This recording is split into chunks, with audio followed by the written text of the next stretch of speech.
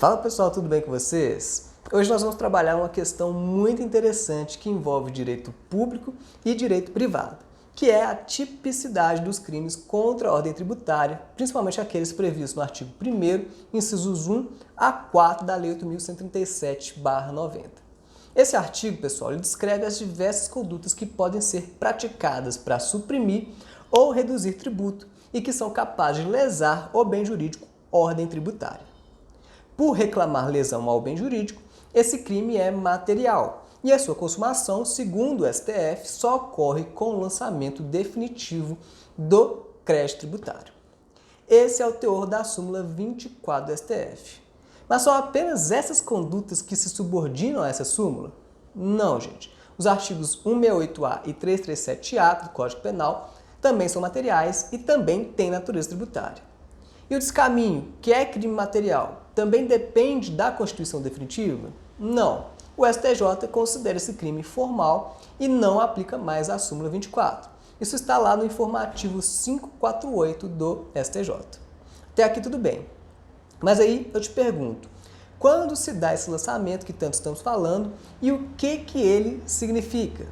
Então, pessoal, por mais que prevaleça o princípio da independência das esferas, nestes casos específicos, o direito penal acaba dependendo do direito tributário para poder agir. Assim, gente, só haverá crime contra a ordem tributária, nesses casos específicos que nós estamos tratando, quando for constituído definitivamente o crédito tributário. Ou seja, quando esgotada a esfera administrativa tributária, tornando aquele crédito exigível. E como que isso acontece? Então, vamos pegar aqui um exemplo de um tributo federal. Vamos supor que na gestão da minha empresa eu utilizei de meios inidôneos para reduzir o valor do CSLL, que é a contribuição social sobre o lucro líquido.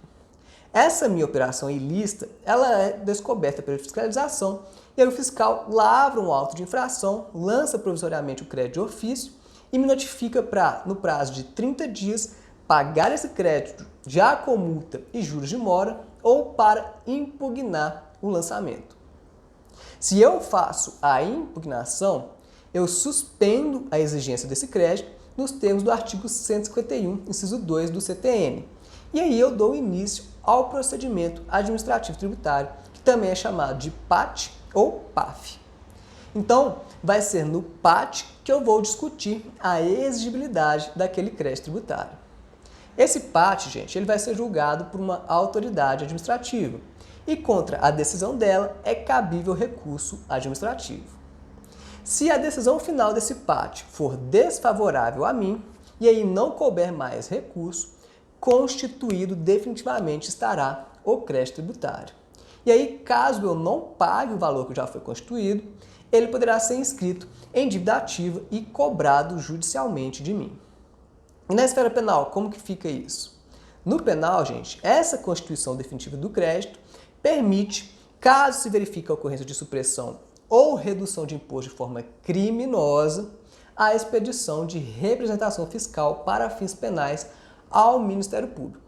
E quem que faz essa representação fiscal? Em regra, o auditor fiscal. E ele tem o prazo de 10 dias para fazer essa representação nos termos do artigo 2º, parágrafo 1º da Portaria 1750 de 2018.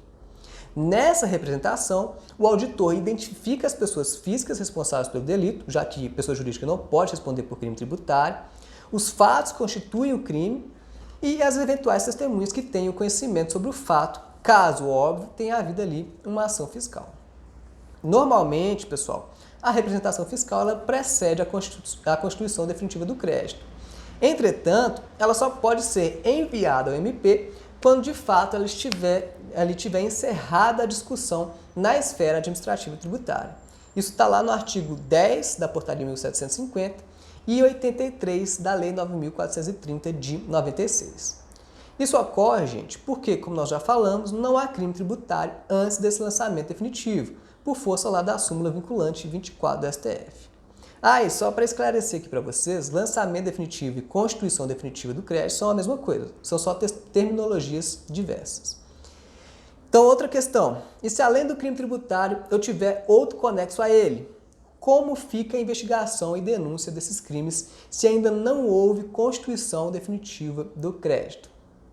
Quanto ao crime tributário, gente, não pode a investigação prosseguir ou o MP denunciar, mas nada impede que se denuncie ou investigue aquele crime que está conexo a ele.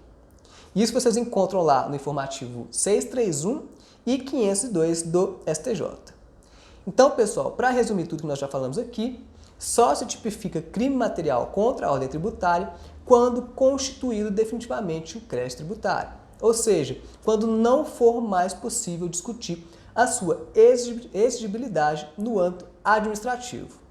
Lembrando que a posterior rediscussão no âmbito judicial, por embargo de terceiros, por exemplo, não suspende por si só a exigibilidade do crédito e também não afeta a esfera penal, tá? E aí pode o MP instaurar o PIC ou remeter à polícia para que instaure o inquérito policial. Então, o que impede a atuação do penal aqui é apenas a discussão no âmbito administrativo. Por fim, gente, é importante dizer que a súmula 24 do STF, ao estabelecer o momento da consumação, também influi na contagem do prazo prescricional do crime. Então, nesses crimes tributários, a prescrição só começa a contar da data em que tiver sido constituído definitivamente aquele crédito. Sobre esse ponto, pessoal, à época da edição da súmula se questionou se ele retroagiria para afetar casos anteriores a ela. O STJ, pelo informativo 639, definiu que sim, o conteúdo da súmula se aplica aos fatos pretéritos e aí fixa novo termo para a prescrição. Beleza, pessoal? Então, por hoje é só. Espero que tenham entendido e também que tenham gostado. Até a próxima!